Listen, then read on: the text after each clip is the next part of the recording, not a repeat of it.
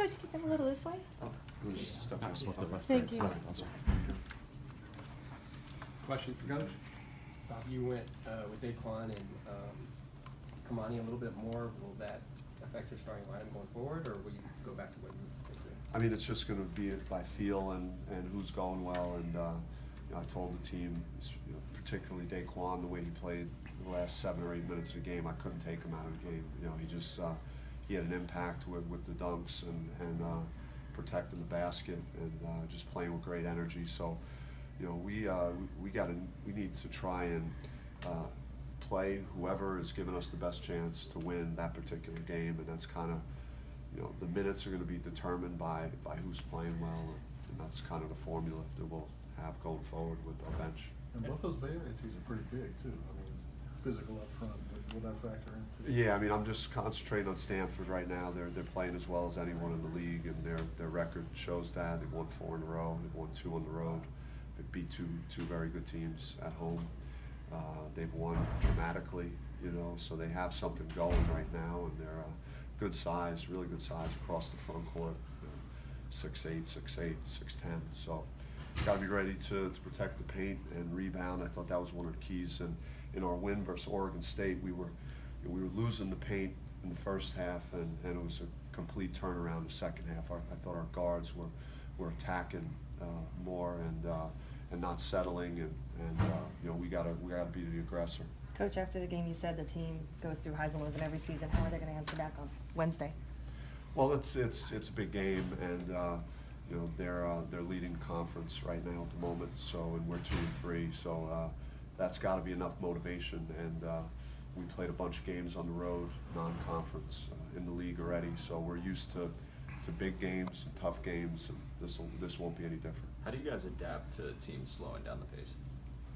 Well, I mean, we just, we have to keep pressuring the ball. We got to get stops. We got to get, if teams are going to go deep in the clock, then we got to shut them out. And we got to, then we got to rebound. So we didn't, I didn't think we did that as well, against Oregon. We were giving up too many second chance points after they would, wind the clock down on us. But yeah, we just, if we get the stops, then we can get out in the open court and make plays early before we have to go against a set defense. Coach, what would you accredit this kind of slump back and forth, up and down to? I just don't think that, the college basketball is different. This, we're not like the Warriors or something. This is, the Michigan State. That's a good example. They lost by 20 on the road at Ohio State as the #1 team in the country. They went back home and played Rutgers in overtime, and then they went out and lost again. So it's things happen. It's fragile. You want to preserve it when you're going well, and then when you face some adversity, then you gotta find your gear again, and hopefully we'll get that done soon. How does Shannon differ as a leader compared to training Cody? I mean, Shannon's very fiery. He's when he's playing well, he's very fearless, and all 3 of those guys want to win. They're all winners, but Shannon's really vocal and maybe more emotional than Trey and Cody. Is there anything about Shannon that reminds you of when you were playing? I think just his commitment.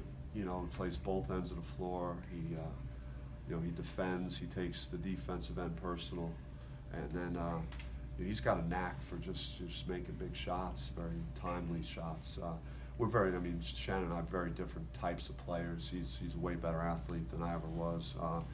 And I was maybe more of a pass-first guard than he is. He's got such an ability to score, and but I think the one common denominator is late key shots. He's hit some big shots, for not only Arizona State but in Buffalo for me as well.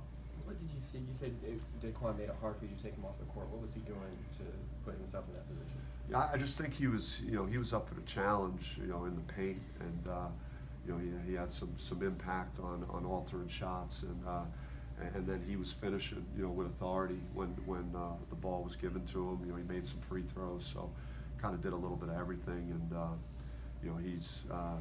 I just didn't feel like it was necessary to make a change with him.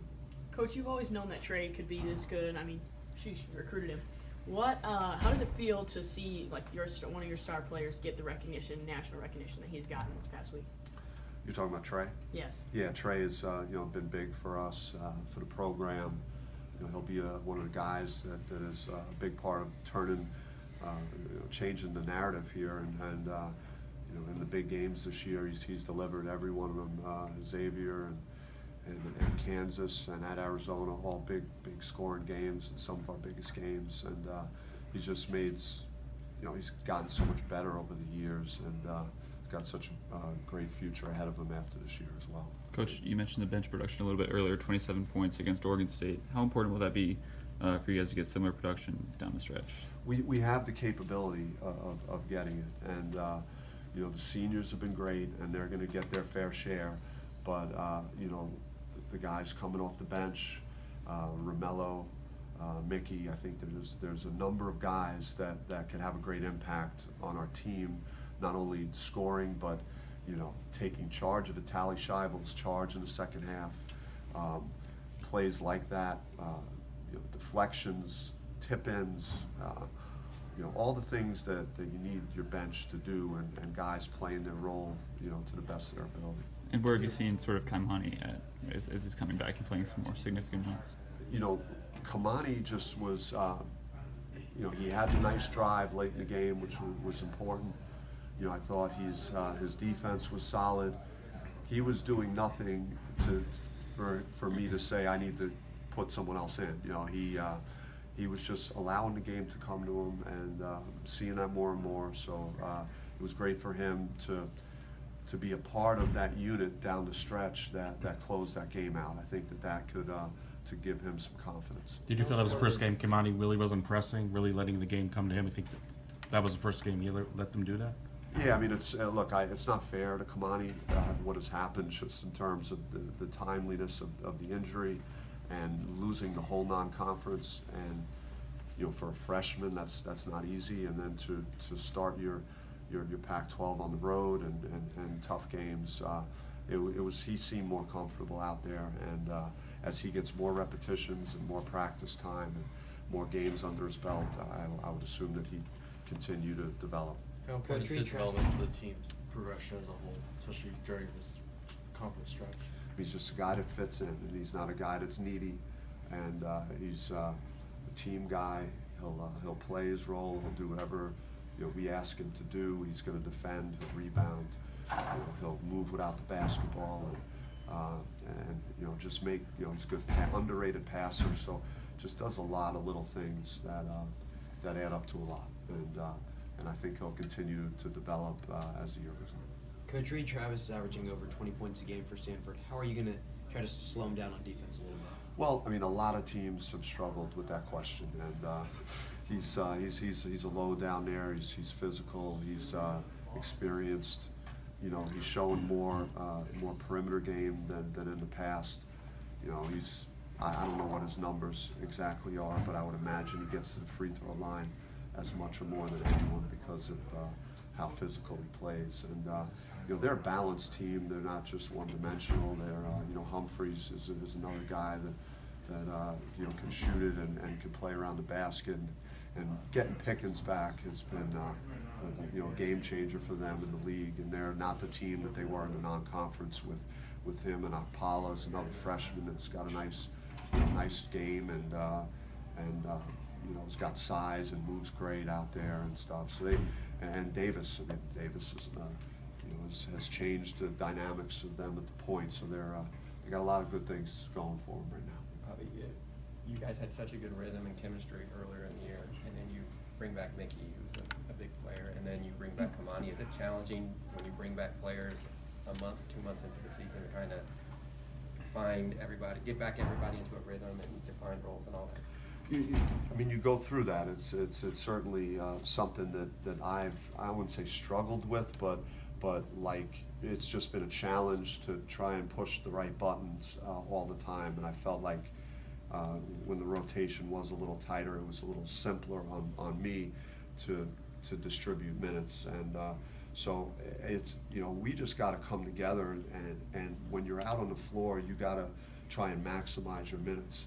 And when there's enough guys, there's also competition, and there's other guys that you could go to if players, you know, are not giving max effort or not playing at the highest level. So I think that's the one positive when you have a bench and you have depth now we have, and also, you know, foul trouble. Now there's more options if those things would take place. So there's a trade-off. There's positives and negatives to both. Thanks, Coach. Thank you, guys. Thank you.